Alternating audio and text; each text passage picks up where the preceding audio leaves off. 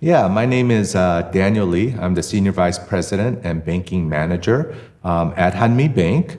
And the way we're involved with small business is we provide a lot of loans. And we're working right now, and we're excited to work with TMC Capital to provide loans that aren't traditionally financeable through the traditional banking ways. And so we wanted to have a partnership with your company and find avenues to where you will reach out to them, as well as us providing some financial support so you guys could give loans to these small businesses.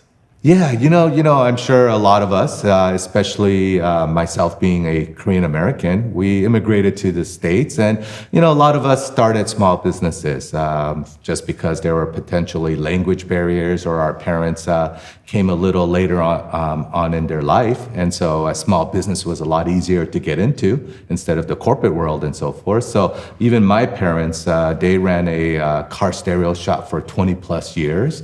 And so obviously being children, we're cheap labor or free labor. And so we all helped out with the businesses and so forth. So we saw that avenue where it provided a life for us. And so we definitely, Hanmi Bank wants to give back to small businesses.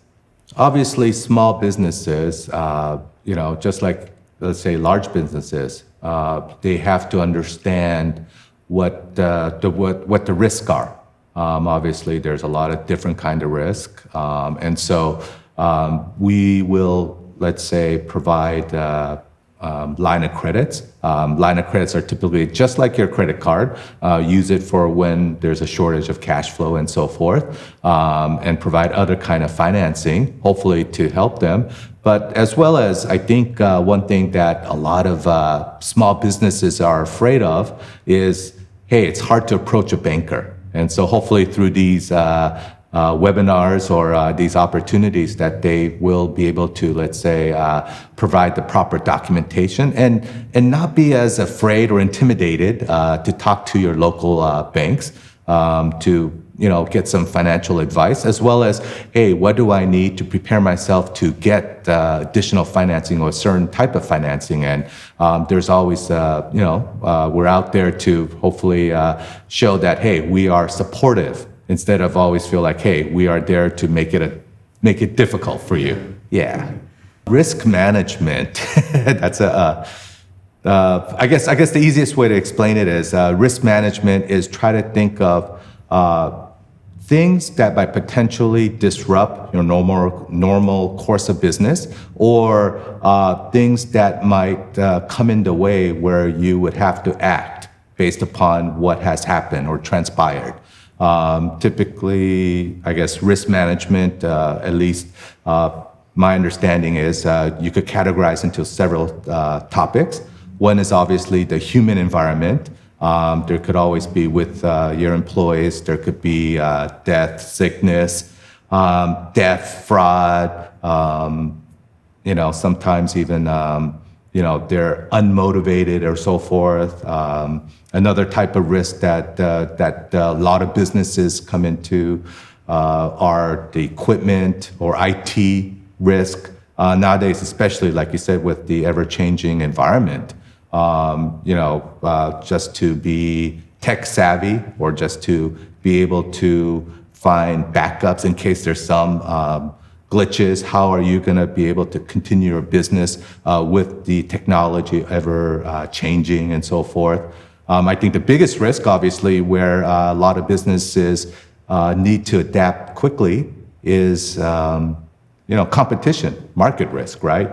As much as you might think hey, right now I have the best product in the world, obviously you have a great product, other people will want to get into that business as well, or you have a product which is prevalent or very popular right now, but consumers change. And so with consumers changing, you have to adapt and find potentially new clients or new products. So there's the competition risk. Another one is, I think, market risk with regulations constantly changing. Who knows, sometimes even natural disasters.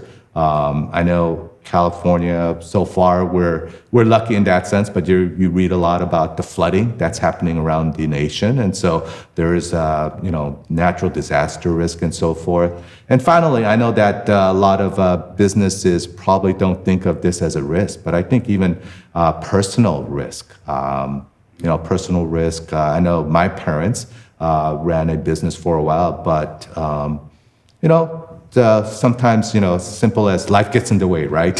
Something happens with your personal health, or let's say your children's health, something happens at the house, or after, doing the same business for so many years, you might get complacent. Or you have to figure out, hey, what am I going to do with this business? Am I going to pass it along? Or do I want to do something else? And so, there's a lot of things that you have to think about. And so those are all probably considered different types of risk. I think at least on the financial side, I know that even small businesses, I think they are capable of doing a forecast.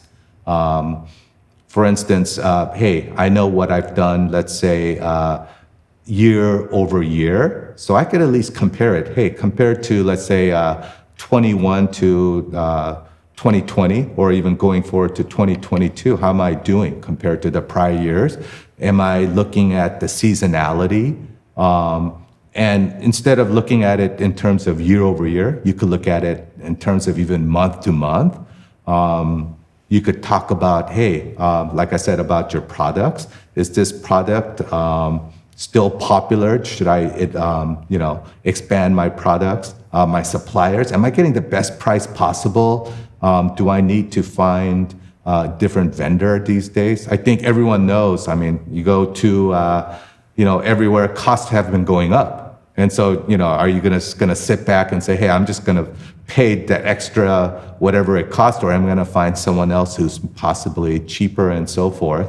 And naturally, I think you need, there's something called a SWOT analysis that a lot of businesses, I know that whenever we analyze your business, we always look at that as well. SWOT being strength, weakness, opportunities, and threat. And so, I think every business should always look at themselves first, right? Hey, what are we good at? What are we bad at? Can we improve? What are the opportunities? And like I said, the market competition, what are the threats involved with this industry? That's something that I think small businesses can analyze. Yes, it might not be as sophisticated as some of these larger corporations, but definitely I think everyone should be able to look at their own business and compare it from at least year to year, month to month, and so forth. Yeah. Small businesses, I think you probably need to look at it even more so, because I know when my parents, I could just use my parents as an example, that was their livelihood.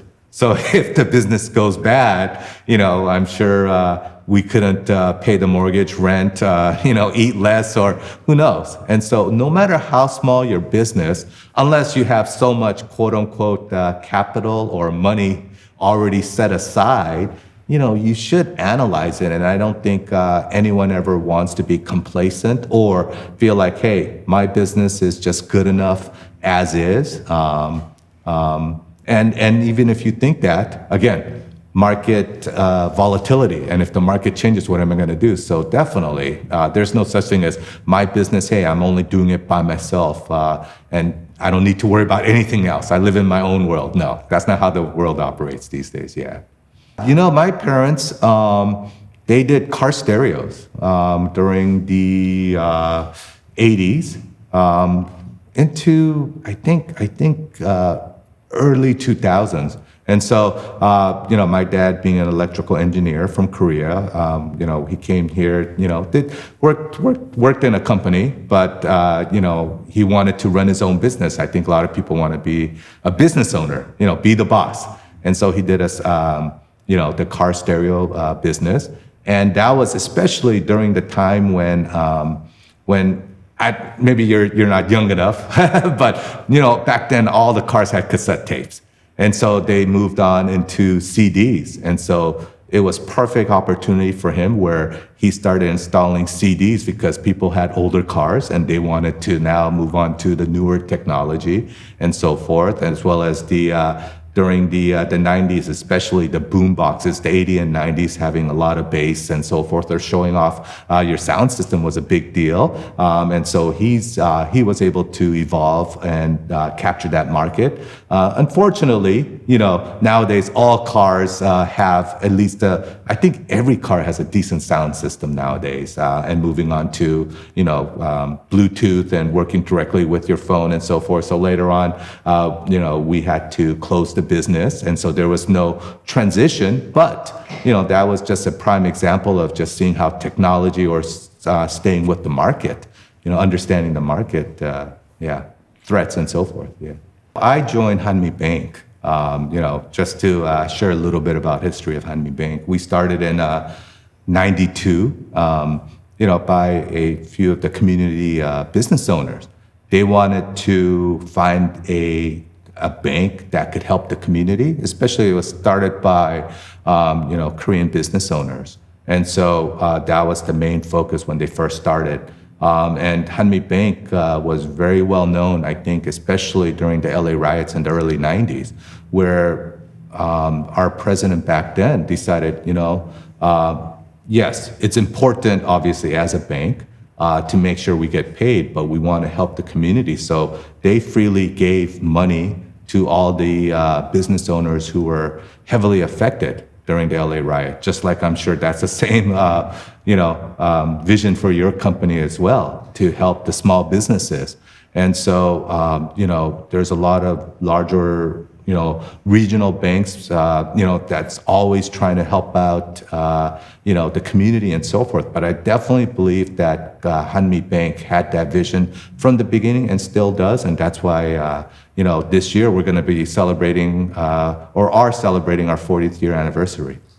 Our vision for our bank is to be the leading nationwide community bank, meaning that no matter where we are in whatever city, we want to help the community or be part of the community. And so definitely we have special programs in place to help the smaller businesses, where we created like an express program where, it's a lot of times I think people are intimidated because when you go to a bank, hey, I need 10,000 items, or, obviously I'm exaggerating, but there's a lot of documentation and so forth. So we created an express loan program where we're trying to make it easier for smaller businesses to apply.